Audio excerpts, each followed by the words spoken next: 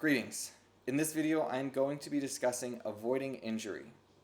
And one of the most common types of injury with musicians is repetitive stress injuries. That's where you make a small movement so repetitively that it just wears at the insides of your body. For example, let's say I'm practicing tremolo and I do 4 strokes, 1, 2, 3, 4. 1, 2, 3, 4, 1, 2, 3, 4, 1, 2, 3, 4. And I'm practicing and I'm practicing and I'm practicing and I'm doing all sorts of speed drills. I used to do this in music school. I would practice it at one speed, try a little bit faster, try a little bit faster, try a little bit faster.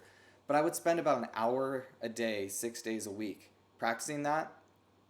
And it ended up creating a repetitive stress injury because just all that rubbing on your tendons and these tissues inside your body creates harm. And we have to be careful about limiting repetitive stresses. So if you're practicing scales a great deal, or you're practicing tremolo, or any other movement, hammering and pulling, we need to be careful to build our tolerance over time. At first, your body might be able to tolerate, 1 or 2 minutes of a very focused exercise. But in time, it might be able to tolerate 3 or 4, or 5 or 10. So we have to be careful to build up to those limits. And how do we identify those limits? Well, the key to that is listening to your body. I know for myself, when I was younger, I used to just push through all my feelings and just work harder. And I ended up having some really serious health challenges. I ended up getting tendinitis, which took a very long time to go away. Tendinitis, once you have it, can take quite a long time to heal. So you need to be very careful. If you have any type of injury, stop playing. That's kind of the first rule. If you have any injury, stop playing and wait until it heals entirely, and then pick the instrument back up. It can be very hard to be patient in the moment, especially when there's stressors on you, like a performance state or something like that. But if you don't listen to your body, then you can create long-term damage, which can be irreparable. And you need to be very, very careful because this stuff gets really serious and it can prevent you from doing what you love to do. Now, I like to use the analogy of going for a run. Let's say that you're running and your ankle is sore by the end of your run. Maybe you're new to running, you run a mile, you come back, and you're just feeling it in your ankles. Well, that's okay. You didn't injure yourself. Your body's going to toughen up, and in a day or two, it's going to feel just fine. You go for another run, you get a little sore again, and you kind of go through this cycle. And in time, your ankle toughens up, it adapts, like we talked about in the other video, and you stop having any sort of soreness at all.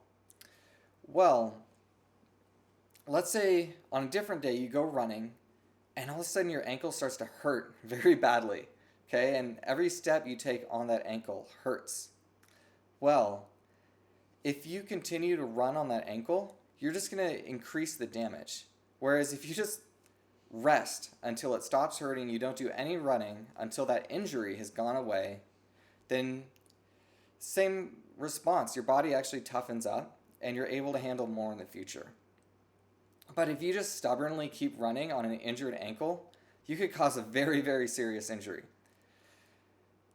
So, we need to apply these concepts to our guitar practice.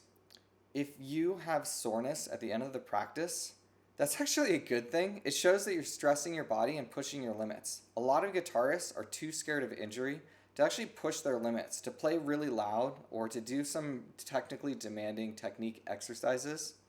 But it's very necessary in order to grow and to grow quickly, is we need to push those limits and push them hard and train like an athlete. However, we also need to be careful and give our body adequate time to recover. It's very important to take at least 1 full day of rest every week, in addition to listening to our body. And if you have pain, stop playing and wait to play until the pain has gone away entirely. So think about that when you're practicing. I remember at times just being scared because I had some sort of an ache. But later on was able to learn, okay, you know what, soreness is fine. Soreness is really healthy, and soreness actually shows that I'm pushing my limits. But pain is a problem, and you need to listen to your body and step back and give it time to heal.